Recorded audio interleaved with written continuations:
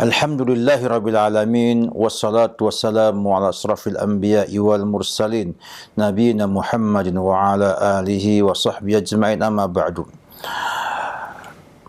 Kaum muslimin pemerhati Raja TV di mana antum berada, alhamdulillah kita bersyukur pada Allah Subhanahu wa taala pada pagi yang berbahagia ini bisa berjumpa kembali meneruskan kajian kita, dan masih pada tema memilih pasangan hidup yang ideal, yang terbaik, yang menjadi sebab kebahagiaan rumah tangga dan juga kesolehan anak-anak kita nanti.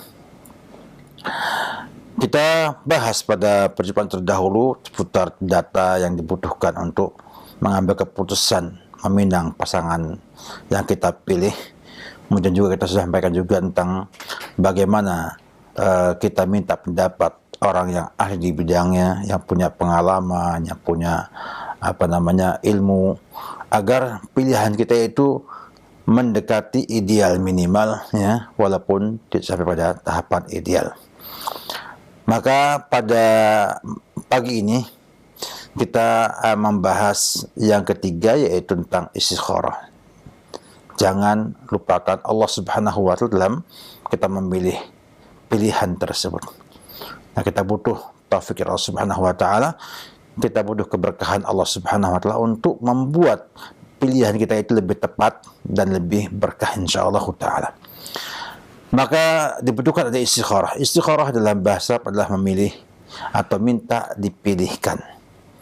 Ya, minta dipilihkan, kita menghadap Allah Subhanahu wa taala, dipilihkan yang terbaik bagi kita apa saja, baik dalam urusan agama ataupun dunia, kecuali pada hal yang sudah pasti seperti kewajiban dan juga larangan ataupun yang disunnahkan. Namun boleh kita juga pada hal seperti ini, pada hal yang ada di sekitarnya. Misalnya kita mau wakaf jelas amal kebaikan. Nah, kita mesti ngerti bahwa wakaf itu adalah hal yang dianjurkan dalam Islam. Kita meminta kepada Allah pilihan yang terbaik, mungkin memilih nadhirnya atau ukurannya berapa, besarnya berapa, bisa minta kepada Allah Subhanahu wa taala agar mendapatkan yang terbaik dari yang ada tersebut. Demikian juga amal-amal lainnya, ya. Termasuk yang kewajiban pun, ya, itu pun boleh istikharah pada hal yang ada di sekitarnya, bukan kewajibannya, ya. Ya, jadi hal-hal di sini, perkara yang belum jelas, ya, yang belum tampak di sana mana yang baik, mana yang buruk, maka itu disunnahkan istikharah. Dan ini adalah perkara yang disepakati para ulama rahimahullahu taala. Sedangkan yang sudah pasti baiknya seperti ibadah, ya, kebajikan, ya, yang disunnahkan Rasulullah SAW, atau kemaksiatan atau kemungkaran, maka tidak butuh istikharah. Tidak butuh istikharah. Ya. Kenapa? Pasti. Tetapi dibolehkan para ulama rahimahullahu taala pada sebagian kewajiban. Mungkin dari sisi kewajiban itu waktu pelaksanaannya, seperti safar, mau umroh atau mau haji, mungkin istikharah pilih yang terbaik waktunya, yang bisa milih waktu yang tepat, yang paling mudah, sehingga ini dibolehkan, ya. Demikian juga misalnya memilih travel pun boleh dengan istikharah, karena kita nggak tahu mana yang terbaik daripada yang ada ini, supaya kita merasakan bahwasanya kita senantiasa dekat dengan Allah, memohon kepada Allah agar dimudahkan untuk mendapatkan yang terbaik, dan tentunya mengharapkan keberkahan dari yang kita pilih tersebut.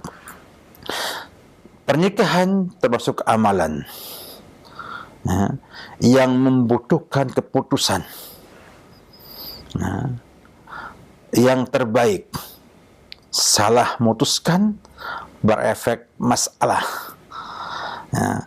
Karena banyak spekulatif ya.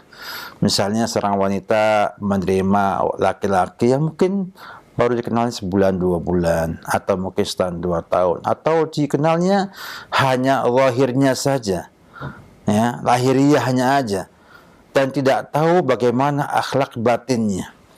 Berapa banyak orang yang mampu bersikap lemah lembut pada sesuatu, padahal orangnya keras.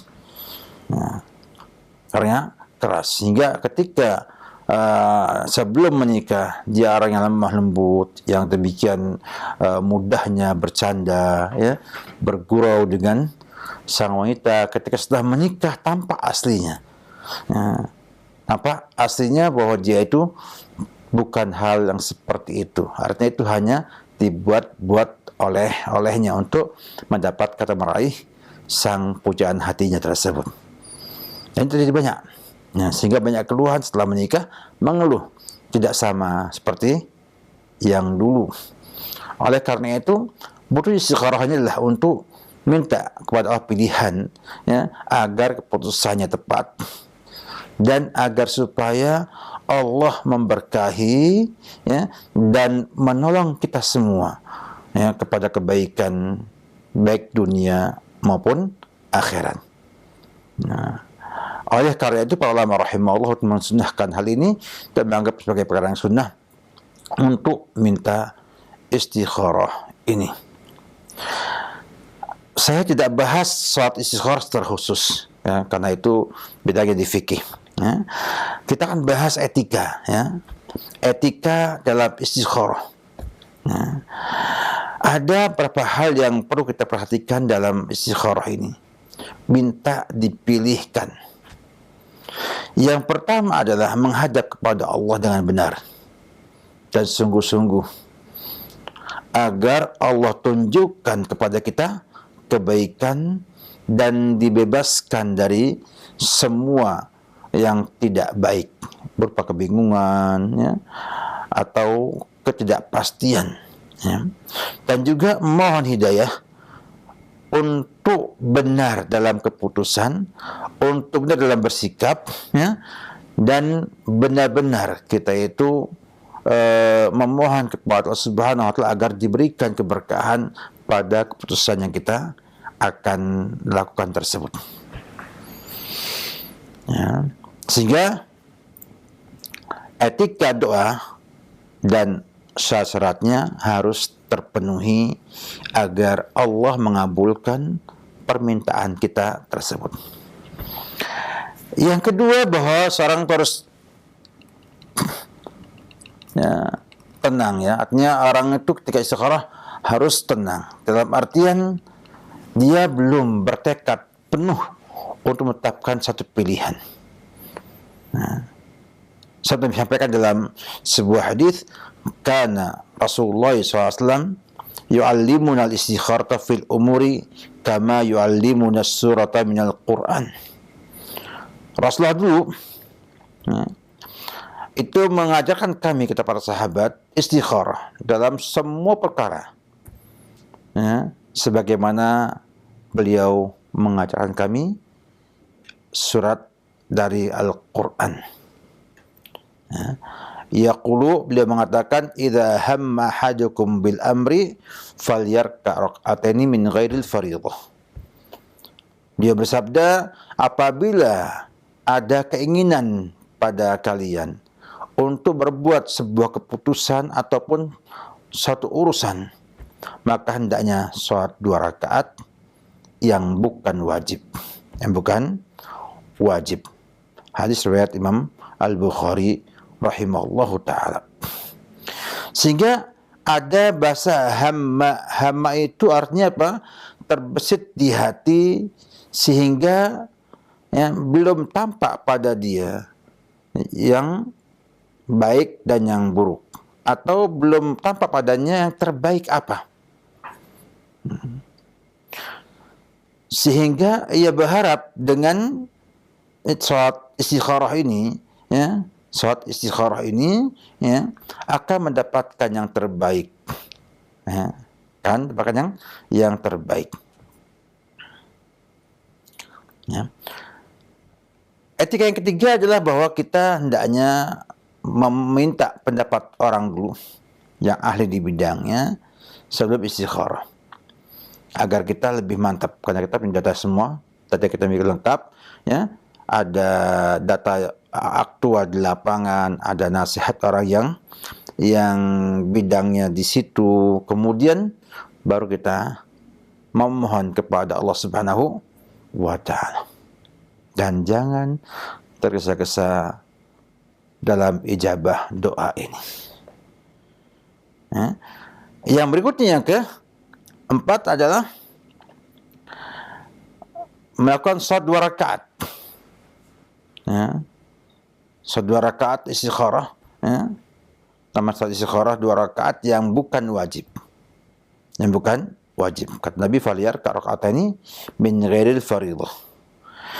Dan berdoa dengan doa yang disampaikan Nabi kita Muhammad sallallahu alaihi wasallam, ya, dalam hadis yang sahih, ya, Allahumma inni astakhiruka bi'ilmika wa astaqdiruka biqudratika wa as'aluka min fadlikal azim fa innaka taqdir wa la aqdir wa ta'lamu wa la a'lam wa anta 'allamul ghuyub.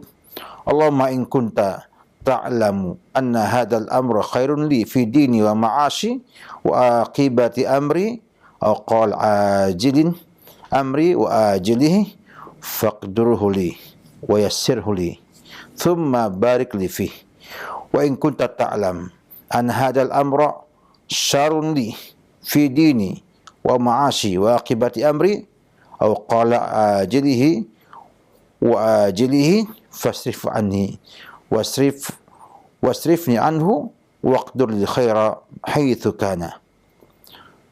Thumma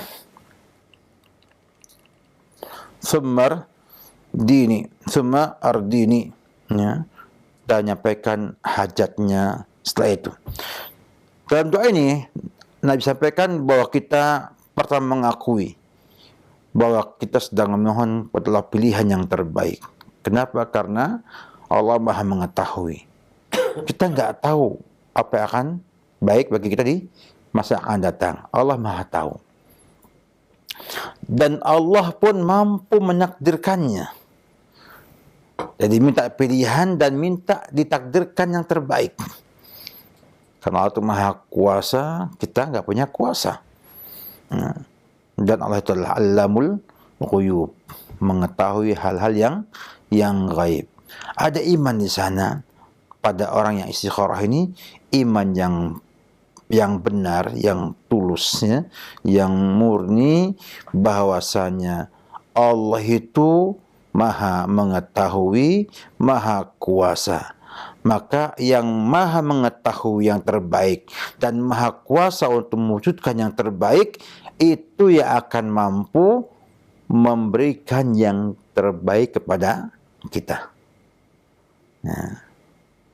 Kemudian doa anta 'allamul ghuyub, dan engkau Allah zat yang Maha mengetahui yang gaib-gaib.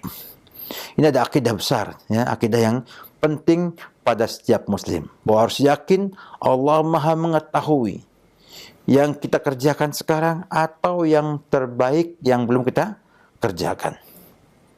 Allah mampu untuk mewujudkan apa yang terbaik bagi kita. Subhanallah, ini doa ini penuh dengan tauhid.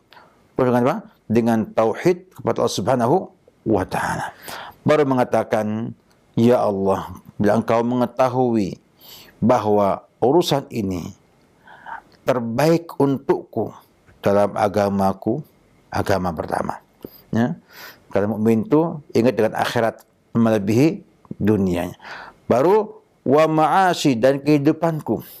Tidak menggunakan duniaku, tapi kehidupanku.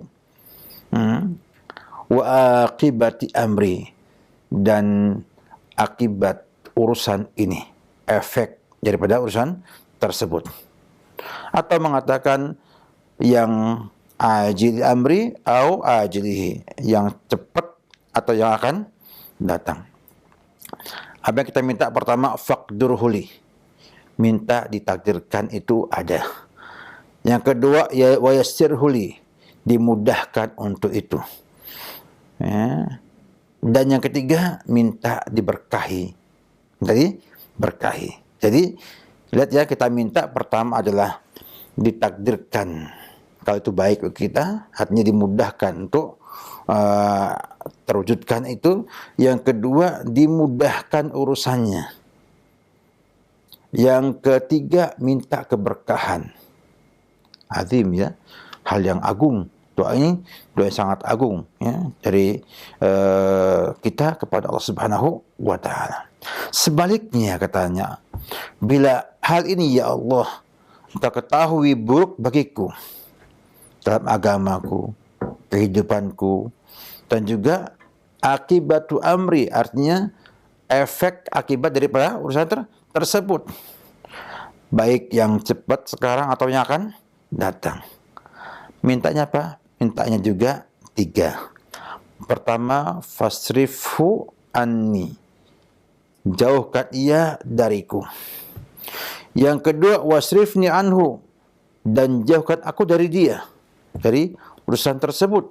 Dan yang ketiga adalah minta diberikan yang terbaik dimanapun ada.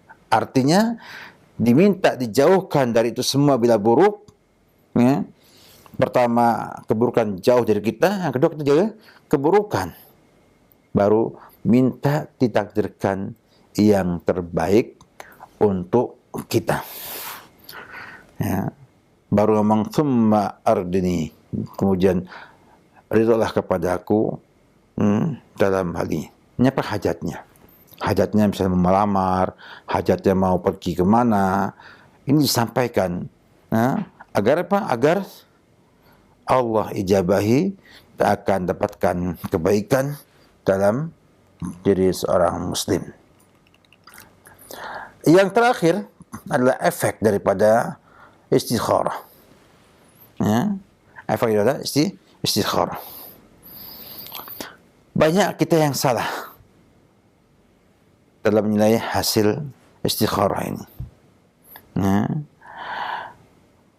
Keliru dalam memahami atau menilai istikharahnya diterima atau tidak. Ada mengatakan menunggu mimpi, ya, ditunjukkan pilihannya secara langsung atau tidak langsung, ya. Atau mimpi ketemu orangnya, atau ada yang petunjuk ya, dalam mimpi kita untuk minta supaya kita melanjutkan urusan tersebut dan yang sebagainya. Ini keliru. Ya, tidak ada tanda yang pasti, tapi yang jelas ya, bahwa kita akan dapatkan di sana ya, tanda efek atau pengaruh istikharah itu pada perasaan kita, lapang ya, lapang kita dengan urusan tersebut. Yang kedua, mungkin tambah kuat keinginan untuk memutuskan hal tersebut, atau kemudahan-kemudahan, atau dihilangkan penghalang-penghalang yang merintanginya.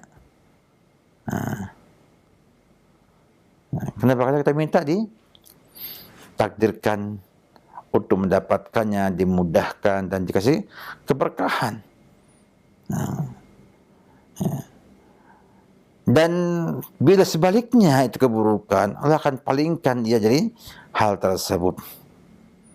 Sehingga apa? Sehingga nggak jadi, ya, atau ditolak sama perempuannya, ngelamar, ya, sudah yakin ya bakal terima, ternyata apa? Ditolak oleh orang tuanya atau yang lainnya, sehingga akhirnya apa? Nggak jadi menikahinya. Ini mungkin adalah yang terbaik yang Allah pilih untuk jadi kita semuanya. Oleh karena itu, bila nggak nampak semua ini, misalnya nggak nampak semuanya biasa, tidak ada yang istimewa, maka cukuplah keberkahan ya, dari doa itu ya, memberikan kita kebahagiaan. Doa muslim itu mesti mustajab. Kalau nggak langsung diberikan efeknya, dijabahi, atau nanti dijabahinya tunda, atau dihilangkan dari keburukan yang semisalnya, atau nanti disimpan di akhirat sebagai amal solehnya.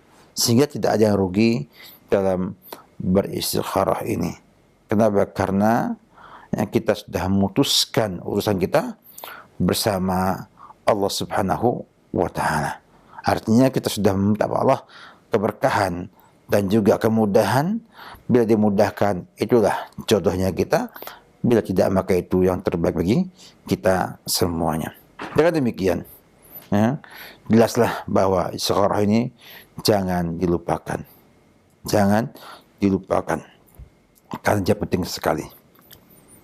Kita yakini bahwa semua kebahagiaan itu milik Allah, yang Allah anugerah kepada kita semua. Maka memohon kebahagiaan pada Allah Subhanahu wa Ta'ala, memohon kemudahan pada Allah, perkara yang wajib bagi setiap muslim yang hatinya terus ingat dengan Allah Subhanahu wa Ta'ala. Oleh karena itu, jangan lupakan istikharah dalam mengambil keputusan, karena itu minimal akan memberikan keberkahan dan juga pahala bagi yang melakukannya. Demikian, semoga manfaat. Wabillahi taufik. Baik Ustaz, jazakallahu khairan, barakallahu fikum. Terima kasih atas pelajaran yang telah disampaikan di kesempatan pagi hari ini. Semoga yang singkat ini dapat memberikan bekal yang bermanfaat untuk kita semuanya, dan ilmu ini bisa menjadi tambahan buat kita semuanya, khususnya bagi Anda yang ingin menikah nanti, untuk mempertimbangkan segala sesuatunya, dan kita juga beristikharah dulu sebelum memutuskan untuk memilih pasangan.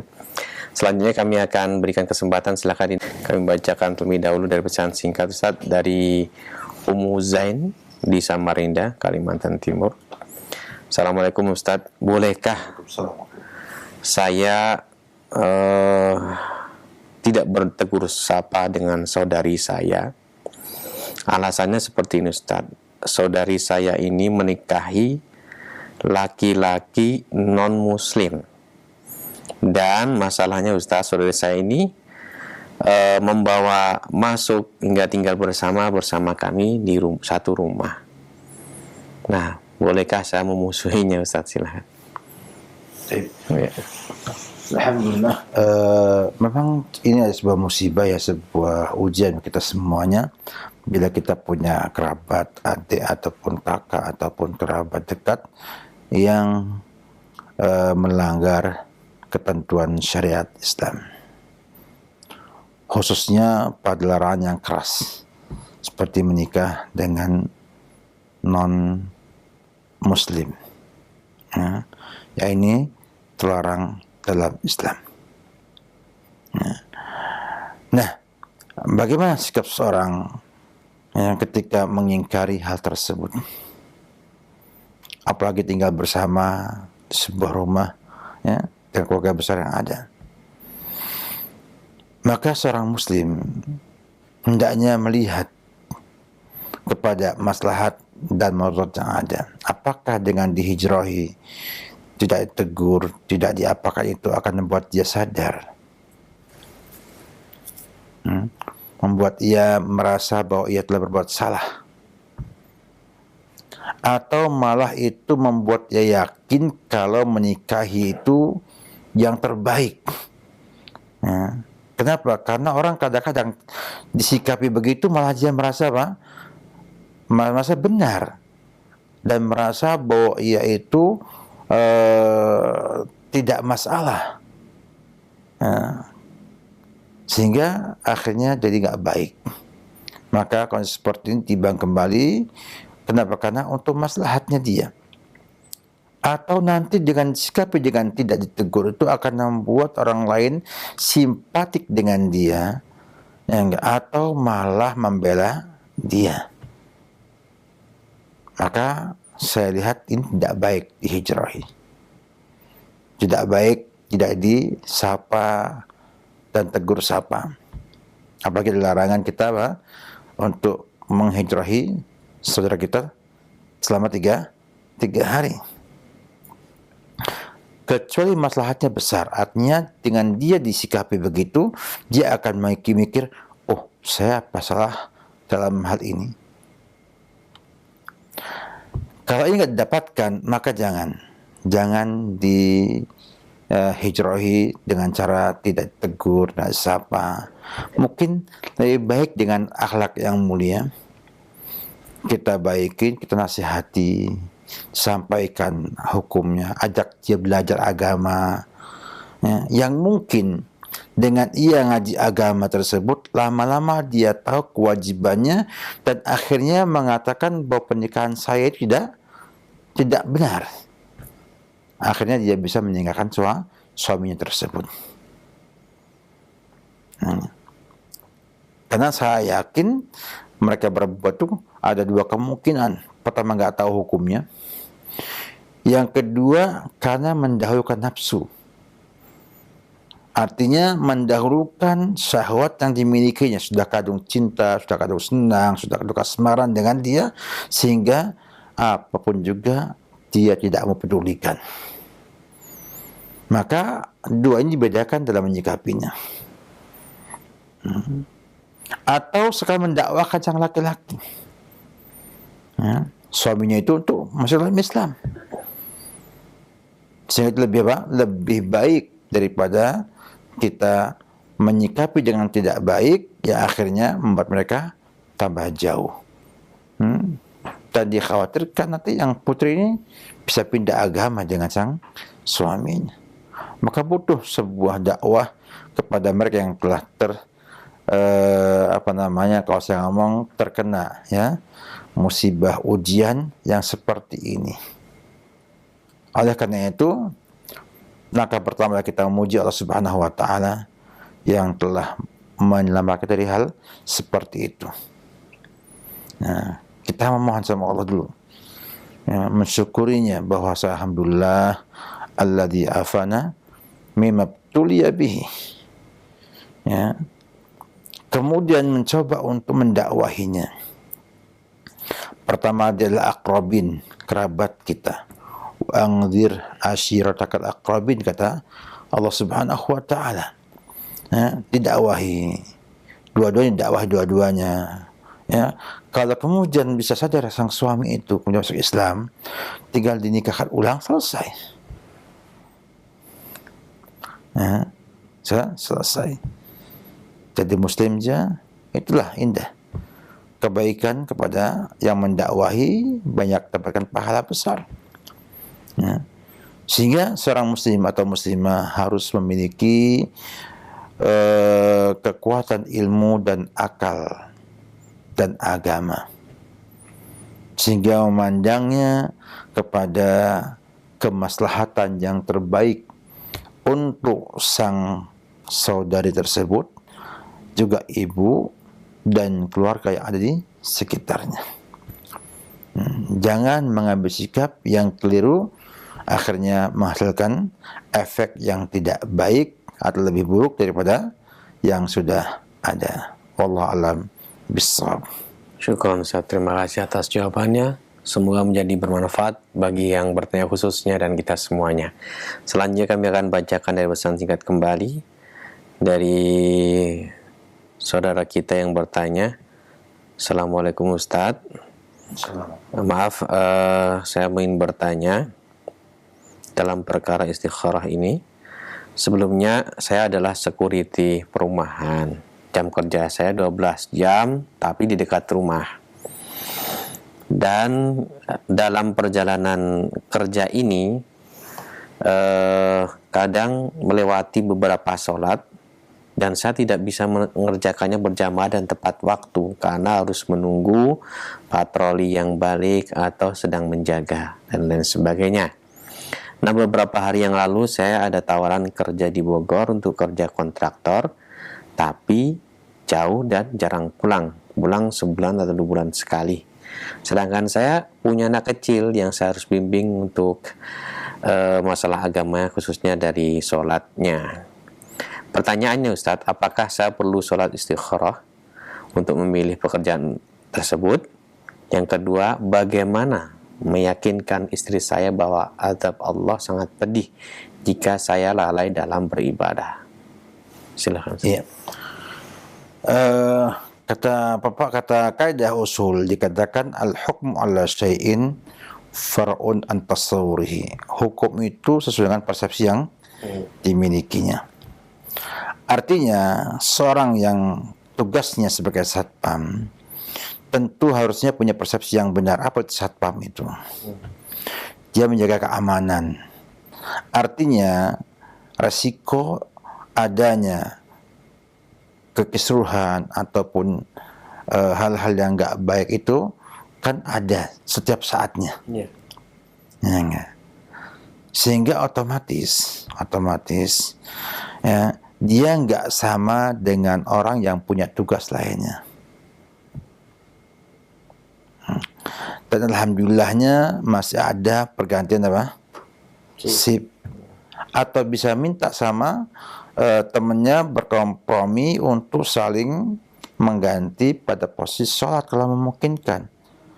Artinya cari teman yang satu tugas, biar nanti setelah ketika sholat berjamaah ada yang bantu menggantikannya. Karena kan tidak semua masjid itu sama waktunya.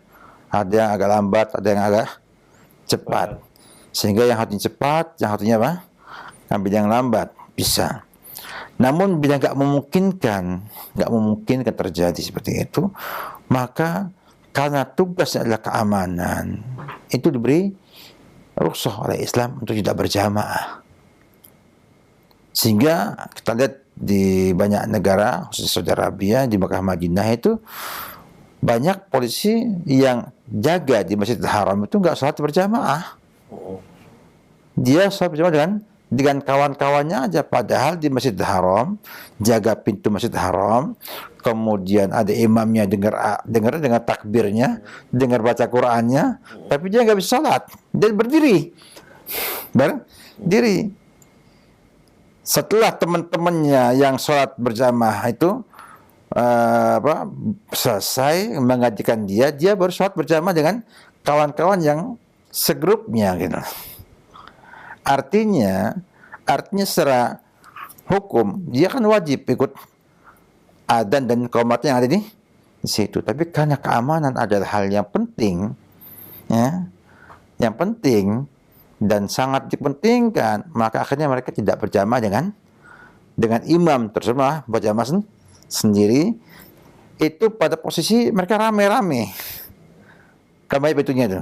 Nah, kalau posisinya mereka sendirian misalnya, seperti Anda satpam sendirian di perumahan, maka kalau kemudian Anda masih bisa sholat 5 waktu, ya, ketika tugas anta bisa sholat 5 waktu sendiri, sudah bagus, tanpa meninggalkan pos yang dijaga tersebut.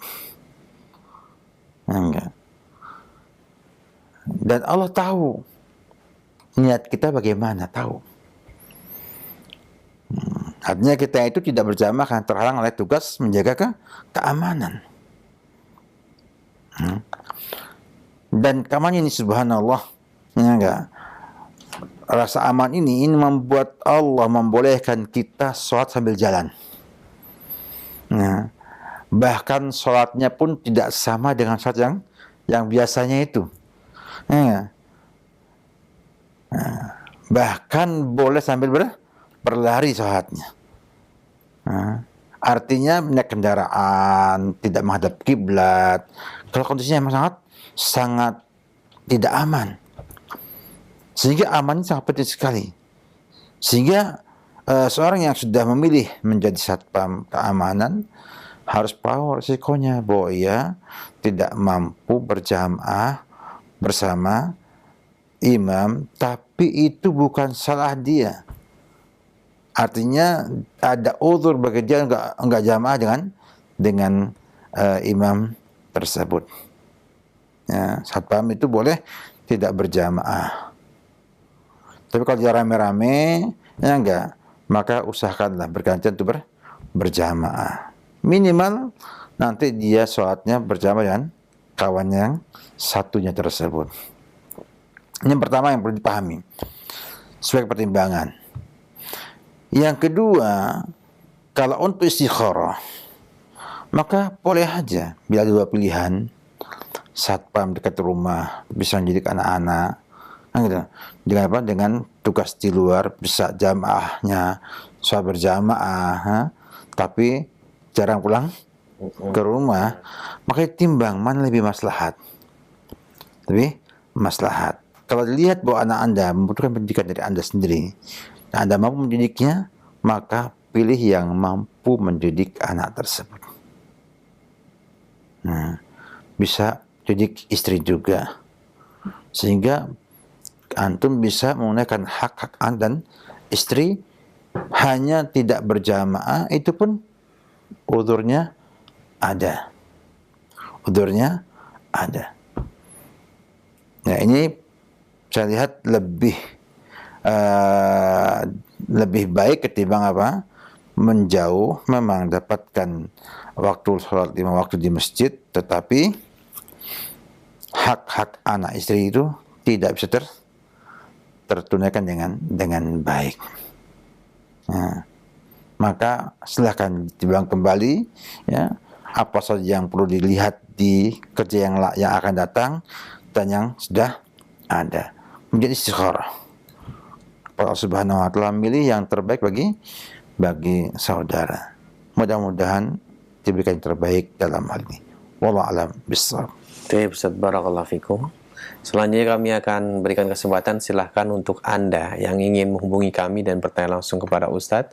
Pada kesempatan kali ini kami buka line telepon, silahkan. Assalamualaikum warahmatullahi wabarakatuh. Waalaikumsalam warahmatullahi wabarakatuh. Dengan Bapak siapa ini, di mana?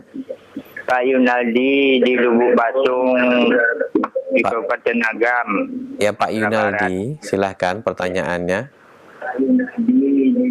Dikecilkan dulu Pak volume televisinya. Iya. Ya, supaya tidak masuk kembali. Pertanyaannya Pak, mungkin di luar tema, cuma tentu ada hubungannya dengan agama Islam kita. Yaitu saya mendengar ustaz-ustaz ceramah, katanya ada yang mengatakan musik itu haram, ada yang mengatakan makruh. Mana yang sebenarnya? Apa semua musik dan nyanyian itu haram? Itu saja yang pertama. Kemudian salah istikharah itu apakah boleh lebih 2 rakaat atau sesuai kapan waktunya? Apa siang saja atau boleh malam? Terima kasih. Bisa disimak? Kurang jelas ya? Baik. Kurang jelas Pak? Kurang jelas Pak. Bisa di Pertanyaan saya pertama, musik itu ada Ustaz mengatakan haram. Apakah semua musik haram? Ada yang mengatakan makruh. Itu kami yang bingung kan mana, dan nyanyian itu haram. Ada yang mengatakan makruh. Mana yang sebenarnya? Yang kedua, salah istikharah itu boleh lebih 2 rakaat dan kapan saja waktunya, pas siang hari saja atau ada boleh malam. Iya. Terima kasih. Assalamualaikum warahmatullahi wabarakatuh. Waalaikumsalam warahmatullahi wabarakatuh. Yang pertama tentang musik. Musik ini kalau kita melihat pada pendapat para ulama rahimahullahu taala, itu di dalam madhab arba'ah, madhab yang 4 itu hukumnya haram. Musik hukumnya haram secara fikih, ya, kalau melihat pada madhab al-arba'ah. Dan juga musik ini, ya, memiliki pengaruh yang tidak baik pada jiwa kita.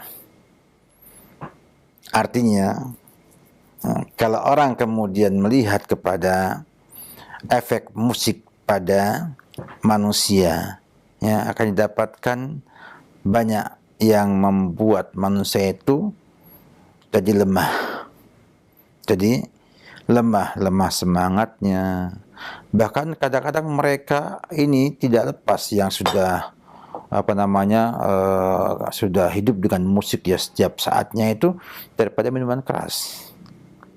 Ya, banyak kita lihat kenyataan para pemusik itu yang susah melepaskan rokok sama minuman keras karena ya enggak.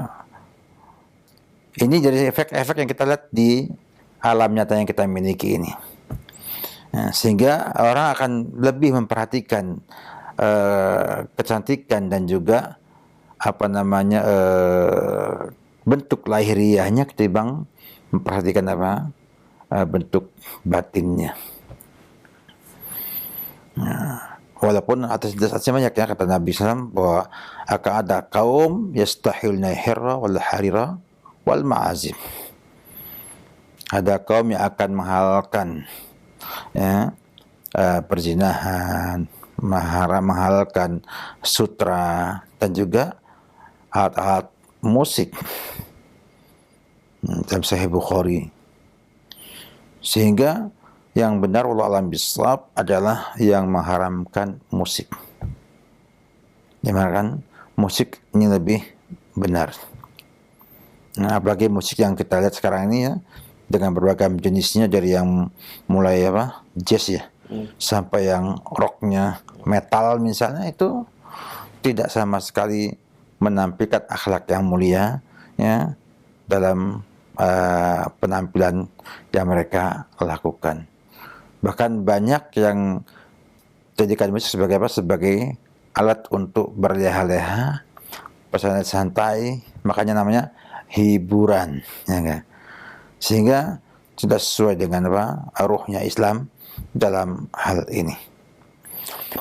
Kemudian yang tentang istikharah ini, boleh dilakukan sholat istikharah itu di semua waktu yang ada, karena dia masuk sholat datul asbab. Ya, sholat datul asbab, sholat karena satu sebab, yaitu makanya bilang falyar raka'ataini min ghairil fardhah. Artinya ruku atau sholat 2 rakaat yang bukan wajib, itu menunjukkan keumuman semua waktu sholat ya yang tidak wajib. Maka kita boleh sholat 2 rakaat sunnah, kemudian mohon pada Allah doa ini, baik malam maupun pagi atau siang hari. Wallahu a'lam bishawab. Baik, Ustaz. Terima kasih atas jawabannya. Selanjutnya kami berikan kesempatan kembali. Silahkan, masih di layanan telepon. Silahkan. Halo.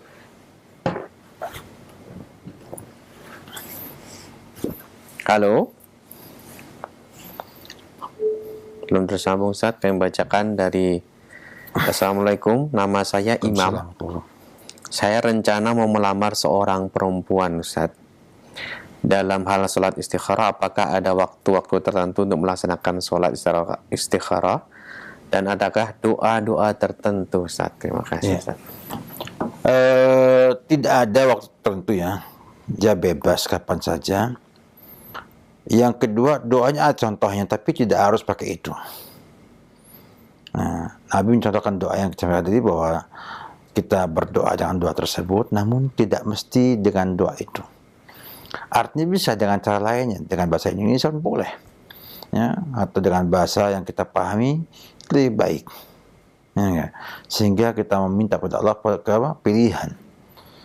Karena Nabi hanya mencontohkan doa yang ini lafadznya cukup bagus dan cukup mewakili ya semua kebutuhan yang kita miliki. Tapi apakah kalau nggak hafal doa ini kemudian nggak sholat istikharah? Nggak.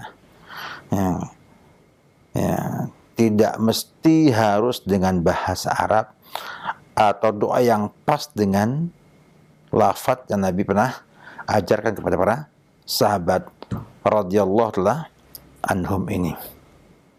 Sehingga boleh dengan lafadz yang berbeda, tapi yang penting adalah permintaan untuk dipilihkan yang terbaik. Dan akan istimewa bila menggunakan lafadz yang Nabi sampaikan tadi. Allahumma inni as'aluka bi qudratika wa bi ilmika, ya. Dan semua yang nanti menampilkan kepada kita ya kepada Allah Subhanahu wa taala perasaan untuk kita minta dipilihkan. Ya. Baik dengan doa Nabi yang saya sampaikan di kajian tadi, Allahumma inni astaghfiruka bi ilmika wa astaghfiruka bi qudratika wa as'aluka min fadlikal azim innaka taqdir wa la aqdir wa anta ta'lam wa la a'lam wa anta 'allamul ghuyub wa anta alamul ghuyub. Allahumma inni, ya, Allahumma in kunta ta'lamu anna hadzal amra, ya, khairun li fi dini wa ma'ashi wa aqibati amri, ya, faqdurhu li, ya, wa yassirhu li wa barik li fihi, wa in kana hadzal amr syarrun li fi dini wa ma'ashi wa aqibati amri, ya, fasrif anhi wasrifni anhu waqtur li khaira haitsu kana. Maka lebih baik. Kenapa? Karena kandungan doa ini sudah kalau bahasa Arab jami mani, sudah mencukupkan kebutuhan yang kita miliki untuk dunia dan akhirat kita. Dan mencontoh doa Nabi itu lebih utama dari tidak menggunakan doa yang Nabi sampaikan. Hanya jangan sampai karena belum hafal doa istikharah kita tidak beristikharah kepada Allah Subhanahu wa taala. Wabillahi taufik. Terima kasih atas jawabannya. Nampaknya pertanyaan tadi merupakan pertanyaan terakhir dan kita akan akhiri pertemuan ini. Sebelum kami akhiri, mohon ihtitam atau ringkasan dengan perjumpaan. Alhamdulillah, kita bersyukur kepada Allah Subhanahu wa taala pada pagi ini, ya, kita bisa berjumpa kembali. Dan saya pesan bahwa sudah banyak Allah kirimkan ayat-ayat kebesarannya. Padahal kata Allah, ma nursil bil ayati illa takhwifa. Allah tidak mengirim, ya, ayat-ayat Allah, gerhana, ya, gempa bumi, banjir dan yang lain-lainnya, ya, kecuali untuk memberi kita ketakutan di hati kita. Nabi ketika ada gerhana muncul takut di hatinya. Jangan-jangan ini adab Allah Subhanahu. Maka dia mengajak kaum muslimin untuk saat gerhana. Ya, bukan memandang hanya sebagai fenomena alam. Kemudian kita sebagai seorang muslim yang melihat saudaranya kena musibah, ya, maka wajib membantunya. Wajib support, wajib merasakan juga penderitaannya. Sehingga berusaha untuk membantu mereka dengan doa, dengan taujih, ya, dengan bimbingan, atau dengan harta, ya, untuk mereka. Nah, paling tidak membantu bagaimana meringankan beban mereka tersebut. Ingat, kita pun nanti akan butuh ketika kita kena musibah seperti yang mereka lakukan sekarang ini. Yang berikutnya, jangan sampai kita kemudian tidak mengambil ibrah daripada bencana menimpa tetangga desa, tetangga kecamatan, tetangga provinsi, atau tetangga negara. Kita ambil sebuah ibrah pelajaran bahwa Allah Subhanahu wa taala itu akan mudah untuk menghancurkan kita. Ya, cukuplah dengan main detik atau menit bisa menghancurkan sebuah kota dengan tsunami misalnya, kayak di Jepang, kayak di Aceh dan lain sebagainya. Ya, sehingga kita semakin takut Allah Subhanahu wa taala. Semakin takut dan semakin mau kembali mengamalkan agama ini. Yakinlah, Allah tidak ridha dengan kekufuran dan kesyirikan. Allah hanya itu dengan apa? Dengan tauhid, dengan ibadah, dengan ikhlas kepada Allah Subhanahu wa taala. Maka ambil pelajaran dari musibah menimpa saudara kita yang ada di Cianjur misalnya, ya, untuk kita semakin dekat dengan Allah Subhanahu wa taala dan semakin berupaya membantu mereka dengan semua yang kita miliki. Mari bantu mereka, insyaallah pahala menanti Anda semua. Ingat, musibah itu jangan lihat negatifnya, lihat apa? Positifnya. Tak ada musibah kayak di Cianjur itu akan muncul ke pintu terbuka orang beramal soleh. Yang punya uang kirim duitnya dari pahala. Yang tenaga bantu bersih-bersih di sana dapat pahala. Yang mendoakan juga dapat pahala. Dan nyebarkan, ya, nyebarkan donasi pun, ya, yang betul tanggung jawab amanah Ya, jangan donasinya apa? Ngawur, tidak amanah. Ya enggak? Itu pun insya Allah ada pahala. Oleh karena itu, ya, mari bantu ya dengan baik ya semua ini, karena itu semua untuk mereka agar mereka tetap istiqomah di atas jalannya Allah Subhanahu wa taala, agar tambah kuat iman mereka, tambah kuat Islam mereka ya. Jangan sampai musuh-musuh agama Islam yang kesana untuk menghibur mereka agar lebih sesat, lebih jauh daripada agama Islam. Buktikan Islam adalah rahmat bagi semua orang. Wabillahi taufik. Syukur atas semua yang telah diupayakan oleh teman-teman di Studi Roja dan juga para pemirsa, para pemerhati Roja yang aktif ataupun yang pasif. Semoga Allah Subhanahu wa taala memberkahi semuanya. Wabillahi taufik. Salam Muhammad wa ala alihi wa sahbihi wasallam.